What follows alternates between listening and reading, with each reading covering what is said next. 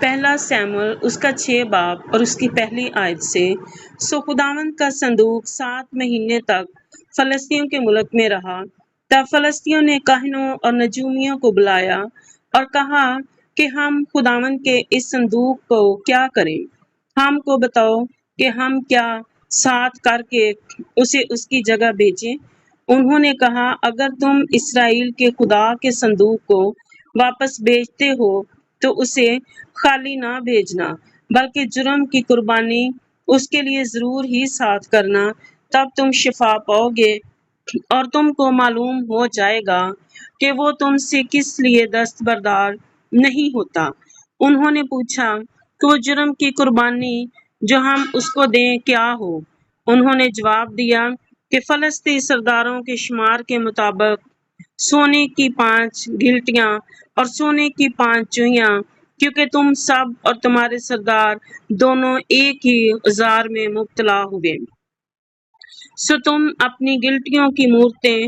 اور ان چوہیوں کی مورتیں جو ملک کو خراب کرتی ہیں بناؤ اور اسرائیل کے خدا کی تمجید کرو، شاید یوں وہ تم پر سے اور تمہارے دیوتاؤں پر سے اور تمہارے ملک پر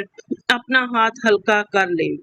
تم کیوں اپنے دل کو سخت کرتے ہو، جیسے مصریوں نے فرعون نے اپنے دل کو سخت کیا جب انہوں نے ان کے درمیان عجیب کام کیے؟ تو کیا انہوں نے لوگوں کو جانے نہ دیا اور کیا وہ چلے نہ گئے؟ اب تم ایک نئی گاڑی بناؤ اور 2 دودھ والی گائے جن کے جوا نہ لگا ہو لو اور ان گائیوں کو گاڑی میں جوتو اور ان کے بچوں کو گھر لوٹا لاؤ اور خداوند کا صندوق لے کر اس گاڑی پر رکھو اور سونے کی چیزوں کو جن کو تم جرم کی قربانی کے طور پر ساتھ کرو گے ایک صندوقچہ میں کر کے اس کے پہلو میں رکھ دو اور اسے روانہ کر دو کہ چلا جائے۔ اور دیکھتے رہنا، اگر وہ اپنی ہی سرحد کے راستہ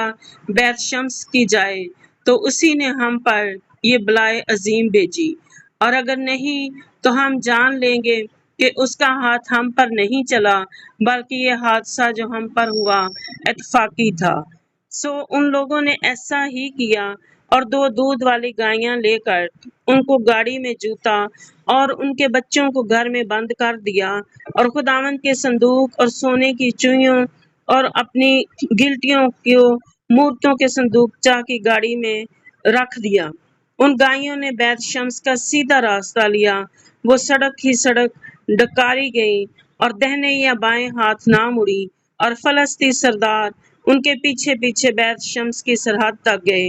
اور بیت شمس کے لوگ وادی میں گیہوں کی فصل کاٹ رہے تھے، انہوں نے جو آنکھیں اٹھائیں تو صندوق کو دیکھا اور دیکھتے ہی خوش ہو گئے،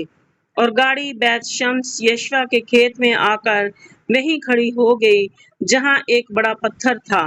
سو انہوں نے گاڑی کی لکڑیوں کو چیرا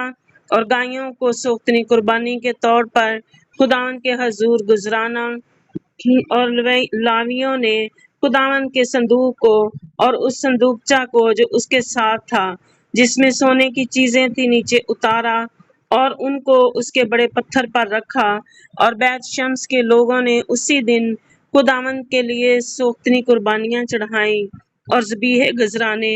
جب ان 5 فلسطینی سرداروں نے یہ دیکھ لیا تو وہ اسی دن اکرون کو لوٹ گئے،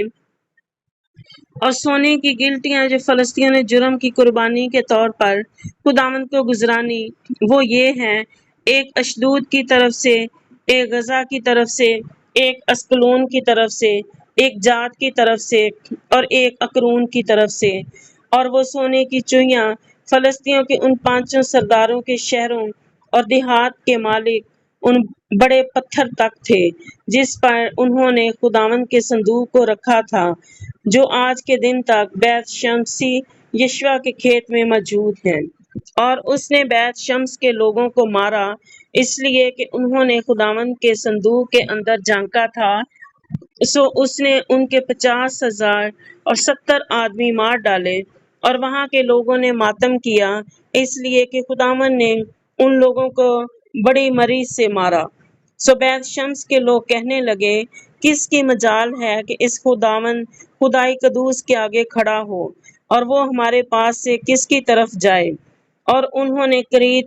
یرین کے باشندوں کے پاس کاسد بھیجے اور کہلا بھیجا کہ فلسطی خداوند کے صندوق کو واپس لے آئے ہیں، سو تم آؤ اور اسے اپنے ہاں لے جاؤ۔ آمین۔